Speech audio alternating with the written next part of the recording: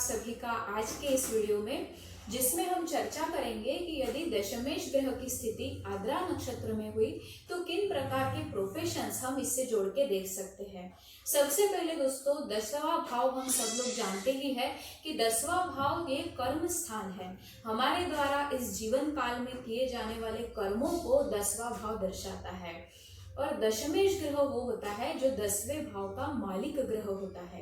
जैसे कि for example वृश्चिक लग्न की कोई कुंडली है, वृश्चिक लग्न की कुंडली में 10वें भाव में 5 नंबर पड़ता है।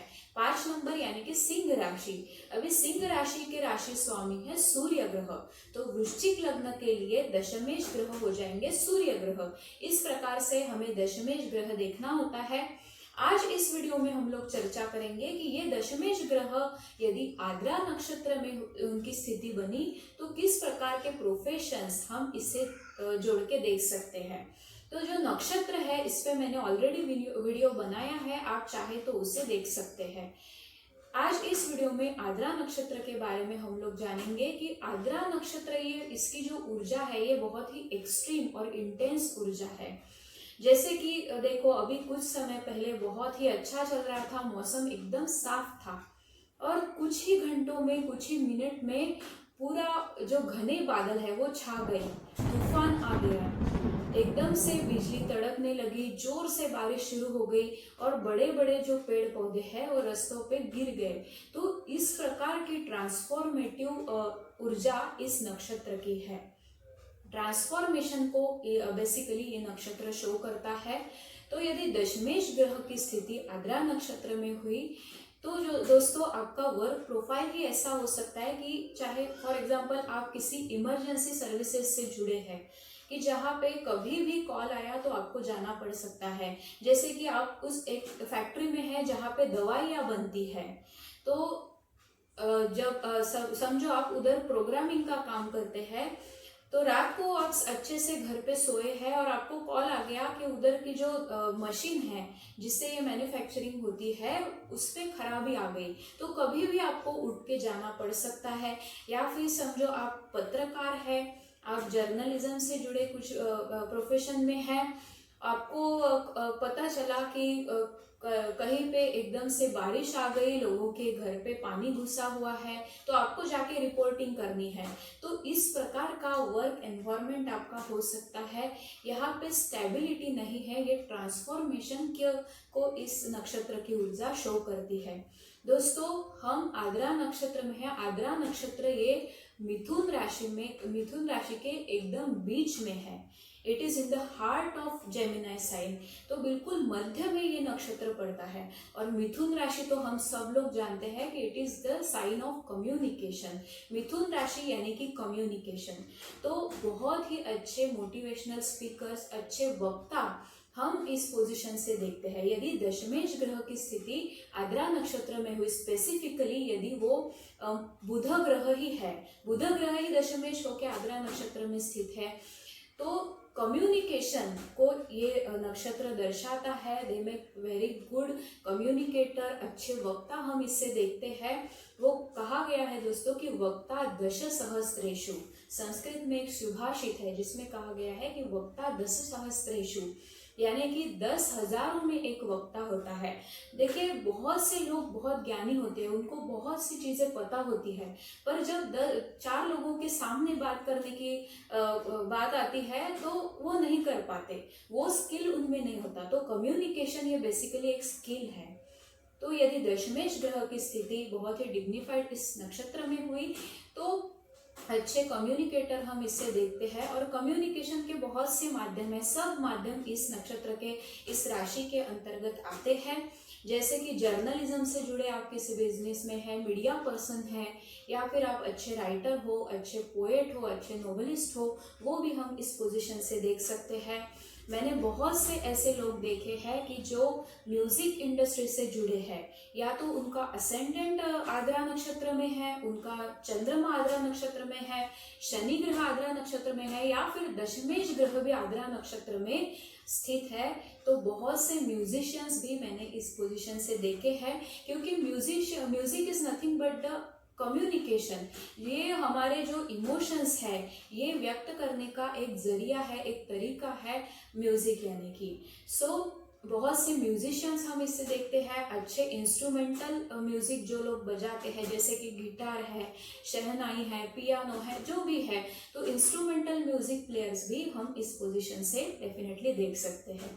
दोस्तों, आद्रा नक्षत्र ये नर्वस सिस्टम को रूल करता है।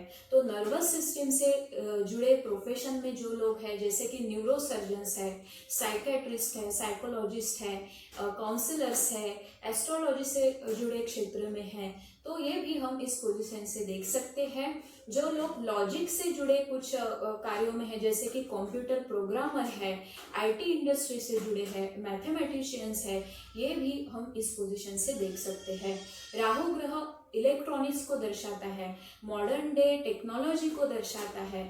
इलेक्ट्रॉनिक्स, टेक्नोलॉजी, इससे जुड़े जो भी क्षेत्र है इसमें भी हम इस पोजीशन से देख सकते हैं।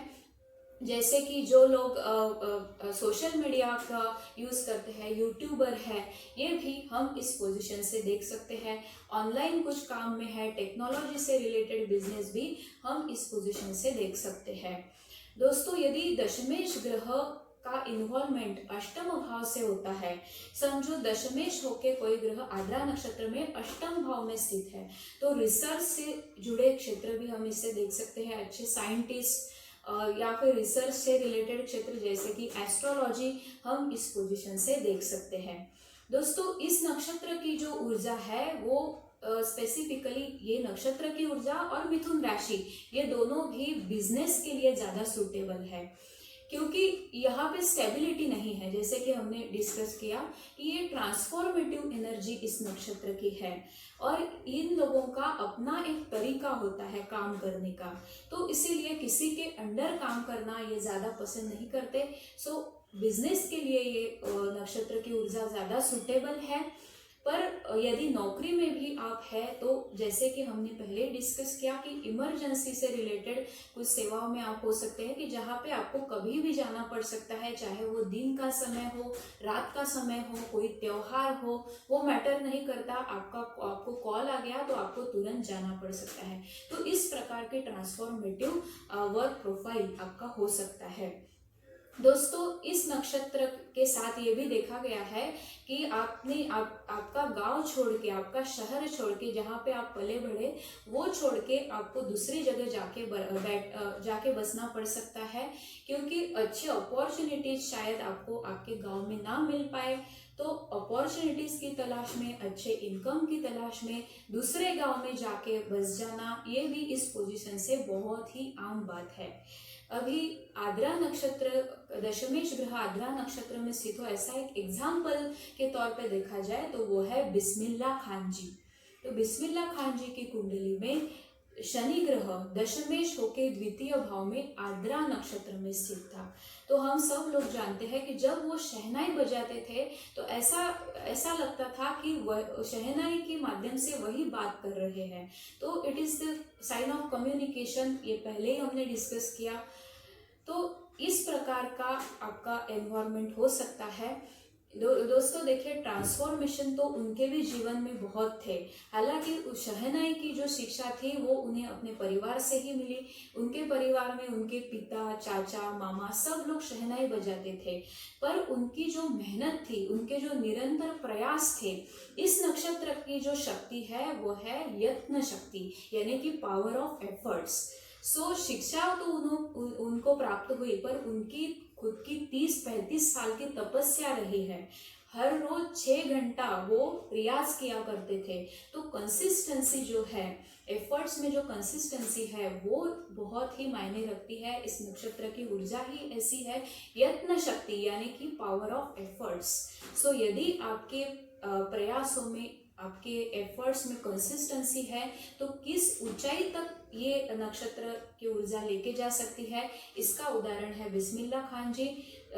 सबसे शुरुआत की लाइफ में शायद उनको इतना इनकम भी नहीं होता था, जहाँ पे भी बुलावा आ गया उधर बजाने जाते थे, जो भी मानधन मिलता होगा वो, पर अपने प्रयासों में उन्होंने कंसिस्टेंसी रखी और भारत रत्न जैसे सम्मान से भी उनका गौरव हो चुका है। तो यही इस नक्षत्र के लिए लाइफ लेसन है कि ट्रांसफॉर्मेशन ये तो जिंदगी का पार्ट है। कभी आपको अच्छा इनकम मिलेगा, कभी नहीं मिलेगा, कभी लोग अच्छा कहेंगे, कभी ना कहेंगे, पर यदि आपके प्रयासों में कंसिस्टेंसी है तो डेफिनेटली ये नक्षत्र की ऊर्जा आपको बहुत ही ऊंचे पद तक ले जा सकती है। सो ये था मेरा एनालिसिस आद्रा नक्षत्र पे। आने वाले वीडियो में हम लोग बात करेंगे कि यदि दशमेश ग्रह की स्थिति पुनर्वसु नक्षत्र में हुई तो किन प्रकार के प्रोफेशंस हम इससे जोड़ के देख सकते हैं। तो तब तक के लिए धन्यवाद।